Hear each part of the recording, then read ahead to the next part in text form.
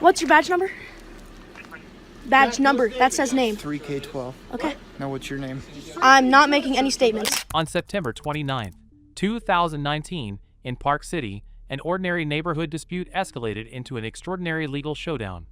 Michael Franchek and his teenage son Jack found themselves at the center of a tense encounter with local police, including Officer Rodriguez.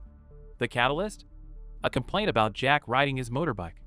As police arrived at the Franchek home, neither side knew this incident would challenge legal boundaries and police conduct in unexpected ways. The tranquility of a typical Park City neighborhood was disrupted by a brewing conflict between Michael Franchek and his neighbor. The bone of contention? Jack Franchek's motorbike riding. Young Jack's enthusiasm for his bike, a source of joy for him, became a point of contention as the neighbor expressed displeasure over the noise and activity. This seemingly minor disagreement swiftly escalated, leading the neighbor to contact the police, alleging disturbances and raising concerns about safety. Upon receiving the report, Park City police officers, including Officer Rodriguez, were dispatched to address the situation. Can I help you? Hello, are you, Michael? Hi, can I help you with something? Yeah, we're here about a... And your name? Officer Rodriguez. First name? Jim. Jim, how are you, Jim? Can And I- your name? Please? So, Sorry? Badge number? What's that? Badge number, Okay. please? let's go ahead and talk about the incident that you had out here a few minutes ago. Don't know what you're talking about. Okay. Step down here for me. No, thank you. Yeah, no, hey! Their approach to the Franchek residence was marked by a sense of urgency, typical of law enforcement responding to neighborhood disputes that could potentially spiral out of control. The officers, aware of the complaint, but perhaps not fully apprised of the nuances of the situation, prepared to mediate what they anticipated might be a straightforward neighborhood disagreement. However, upon their arrival, the situation took on a different complexion. The officers found themselves not just mediating a dispute, but also confronting allegations that Michael Franchek had a weapon. This significant and alarming accusation added a layer of complexity and danger to what had started as a complaint about a teenager's motorbike. As the police approached the Franchek home, the atmosphere was tense. The officers, trained to handle potentially volatile situations, were poised to diffuse any conflict. But as they would soon find out, this encounter would be anything but typical. This is unbelievable. No, I know. This is They unbelievable. walked in the house without a search warrant. This is unbelievable. Okay. It's all on film. Get my camera. It's on my phone too. It's on now. my phone. The whole thing is on film. The whole thing is on film. Jack, follow me and record. Okay. This way. Follow me and record. Give us space. I'm not. Give us space. Okay. No, Jack, What's record your the whole space? thing. What's your space? Jack, record the whole thing. Oh, you're recording. Give us space. Does this look like enough space? The confrontation at the Franchek residence unfolded with a rapid intensity that caught everyone off guard. As the police officers, led by Officer Rodriguez, approached the door, they were met by Michael Franchek. The initial exchange was tense, with the officers inquiring about the motorbike incident.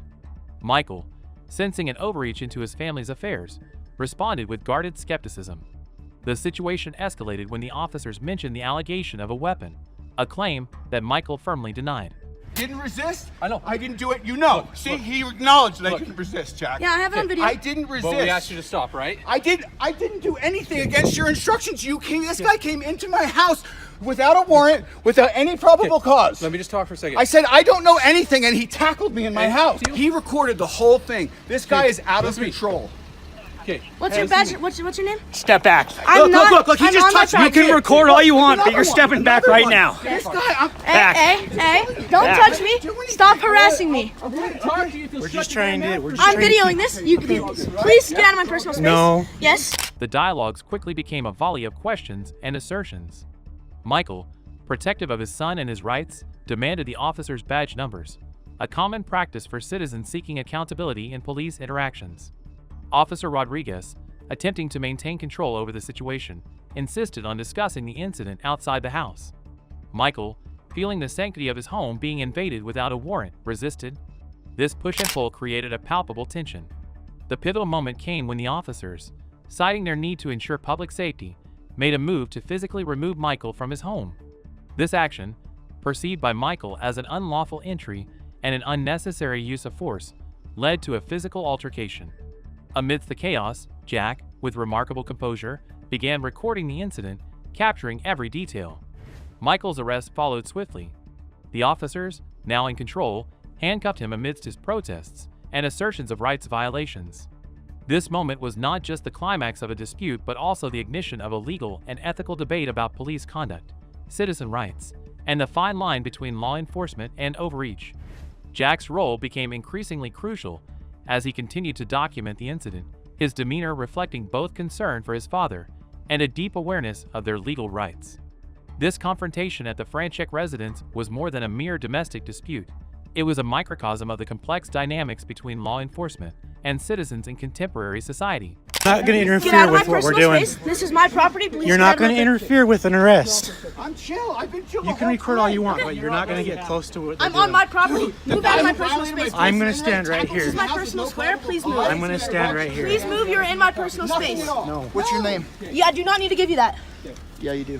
For what reason? Jack, don't do Because you're I know. involved in this. I'm involved with this, yes. But this guy threatened me and called the cops on you. And what's your badge number? What's your name? What's your badge number? Badge number. That says name. 3K12. Okay. Now what's your name? I'm not making any statements. As the confrontation unfolded, Jack's role transitioned from a bystander to an active participant. He engaged with the officers, confidently inquiring about their actions and the legal basis for their entry into his home. Jack's questions were not just casual queries. They were laced with an awareness of legal statutes and individual rights. He challenged the officers on grounds of probable cause and the necessity of a search warrant for entry, displaying a knowledge level unusual for someone his age. You're not making any statements? Nope. Okay, I have the right to identify you. You understand that, right? Then you can search up my face and you can search up my record. Okay. Okay. Well, you're going to sit tight for a minute. You're not going anywhere. I can go in my house if I want. No, you Am I can't. detained? You're detained. For what reason? For what? That you guy going threatening me? Why isn't that guy going to jail? That guy threatened to beat me in his ass. So why aren't you guys arresting him? That's not the Why aren't you information I tackling? Yeah. He can just lie. You were trying. Jack's interactions with the police were marked by a calm yet assertive demeanor. He questioned the officers' understanding of the law, particularly regarding the allegations against his father. His tone was respectful yet firm, a balancing act that kept the conversation from devolving into further conflict. Despite the tense atmosphere, Jack managed to assert his and his father's rights without escalating the situation. You can't. Hey! Stay back. I'm going in my house. Stay back. I'm going in. If you try and come past me, you're going to go on the ground face first. You understand me? Okay, and then I'm going to file a complaint against you. Get your camera. Go grab your camera, yes. I'm allowing you to do that, but you cannot walk in my house. Okay, bye. Furthermore, Jack's recording served a dual purpose. It was not only a means of documenting potential misconduct, but also a tool for holding the officers accountable. The presence of the camera visibly affected the dynamics of the interaction, reminding everyone involved that their actions were being observed and recorded. I have 3 cops on me and I'm 15 years old. Because you guys intruded my house. So you were the one driving up and down the street on the motorcycle? I was on my gas bicycle. Okay, that's a gas-powered vehicle. You have to have a driver's license. No, you don't. Yes, you do. Not when it's 50cc and you have a permit for it. But we tried to come here to ask a question and figure out what's going on because what we got told is a gun was involved in this incident. So we're going to take this a little No more gun, serious. no gun was involved, not Okay. at all. I don't know why you have to. You don't know that when we We don't know that. That's I know. That's what I'm saying. I So understand we're that. gonna come, Yes, I okay? totally understand that, Okay? but you can't just tackle him. But when he's told to stop, he has to stop. That's a And if lawful he command by an doesn't, officer. We can get physical. Okay? But you can't just come in the house without We a. have to can't. control this situation. Do you Yes, have a we search can. warrant? We don't need a We don't search need Yes, one. you do to You to might come want to in go to someone's house. school and learn the law. I before already you know wanna the try it. law. No, you don't. Okay. Okay. We're not going to No, argue you about Okay, please don't talk to me. Okay. So get out of my way. Okay. The Franchek incident raises critical questions about legal standards governing police conduct, especially regarding entering a home, search and seizure, and individual rights during police interactions. The Fourth Amendment of the U.S. Constitution protects citizens from unreasonable searches and seizures, requiring law enforcement to obtain a warrant before entering a private residence, except under certain exigent circumstances. In the Franchek case, the police officer's decision to enter the home without a warrant was a critical legal issue. The officers might have believed that exigent circumstances existed, possibly due to the report of a weapon.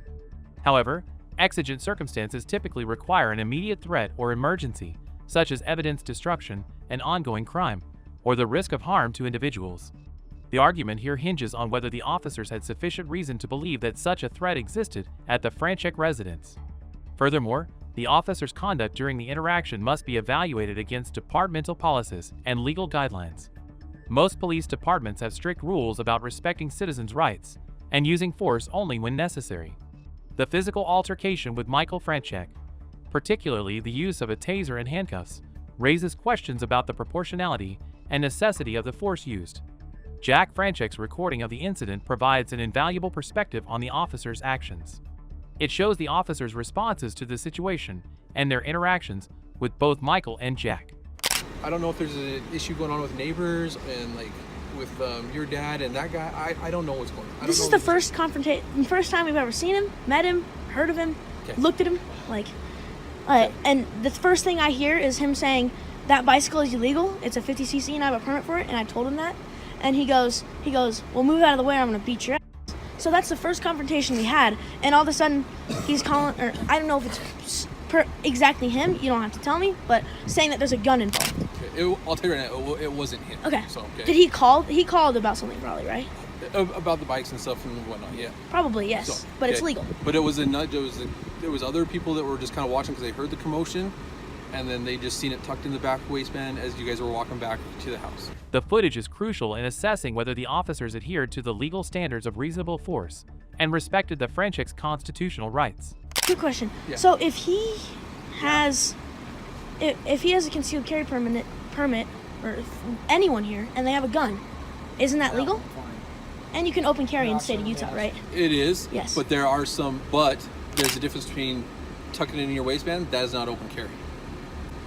That is a form of open carry. Is seriously, this is open carry. Yeah. Like there is no obstruction. It's clear as day. Yes, I Okay? understand. So that. once you tuck a weapon in like your waistband or anything, You have to have a concealed carry permit. You have to have a concealed carry permit. Yeah. Now the average Joe that's standing out here, if they see, They don't know. They don't know. Yeah, you can't. And all they know is there was an argument. Yep. And there was a Confrontation. Confrontation, possible weapon. Yes. Yeah, we need to find out what's going on. I understand that. Yes, Okay? I totally understand that. Like, you don't know if there's a gun being pointed at someone, anything. Correct. You have to plan for the Yep, worst. so we just have to look at it. And So I investigate. understand that. Yes, but So, okay. So that's just where things were you standing at the front door with? I was standing on the sidewalk. So, Who was with him at the front door? well, eventually everybody was at the front door. Well, when two people both knocked on the door. So he was standing on the porch, and I was standing out on the sidewalk in front of your porch. And can you tell me why he tackled him into the house? Why he tackled No him one into got the house? tackled. He was told to stop. I saw him And with he- his arm behind his back and twisted all around, Okay, but that's not saying, tackling. "Come outside." That's not tackling. Okay. And I heard that there Yep. was big smacks and stuff like that. So So, yeah, I know that's a I'm not- taser. I'm- but I know. But what I'm still talking. Can you please not interrupt me? So I heard all this stuff, and then all of a sudden you guys are in the house. Did he allow you guys to come in the house? Okay. I'm not going to get into that with you. Okay, because you know that you guys came in illegally. The incident at the Franchek residence sparked a significant public reaction, particularly on social media platforms where citizens actively discussed the implications of the event. Many users emphasized the importance of knowing one's rights and the power of recording police interactions. A notable comment that resonated with many read, "This is why you must always record everything when dealing with the police, no matter how insignificant it may appear. Police regularly dump their videos and mute their audio in violation of regulations, and they throw out evidence that does not reflect well on other cops. Your camera is your legal proof of constitutional violations and misconduct, and it is always your right to film a cop." This sentiment was echoed widely, with users commending Jack Franchek for his presence of mind and knowledge of legal rights. The discussion highlighted a growing concern about police accountability and the crucial role of citizen documentation in safeguarding against potential abuses of power. In the aftermath of the Franchek incident, Michael Franchek faced charges including interfering with an arresting officer, failure to disclose his identity, and disorderly conduct. These charges, however, were soon dropped, underscoring the complexity and possible overreach in the police's response to the situation. The dismissal of charges hinted at the possibility that the police's actions might have been disproportionate to the situation's demands. The incident did not conclude with the dropping of charges. The Franchek family took legal action, filing a federal lawsuit against Park City, alleging violations of their civil rights during the confrontation. Franchek is asking for a written and verbal apology from the city and seeks over $900,000 in damages. This lawsuit became a critical examination of the police conduct, particularly scrutinizing the legality of their entry into the Franchek home and the subsequent arrest of Michael. Simultaneously, an internal investigation within the Park City Police Department was launched. The inquiry revealed significant procedural misconduct. Officer Rodriguez, who led the arrest, was found in violation of multiple acts of procedural misconduct. The investigation culminated in substantial disciplinary actions. 3 officers were found guilty of a total of 9 violations, and Sergeant Cameron Thor was ultimately dismissed from service. This case highlights the delicate balance between enforcing law and respecting civil liberties. The Fourth Amendment's protections and police conduct standards are central, emphasizing the need for lawful search and seizure procedures in volatile situations. The Franchek incident serves as a reminder that law enforcement must balance duty with respect for individual freedoms, and that citizens' awareness of their legal rights is crucial in navigating interactions with the police.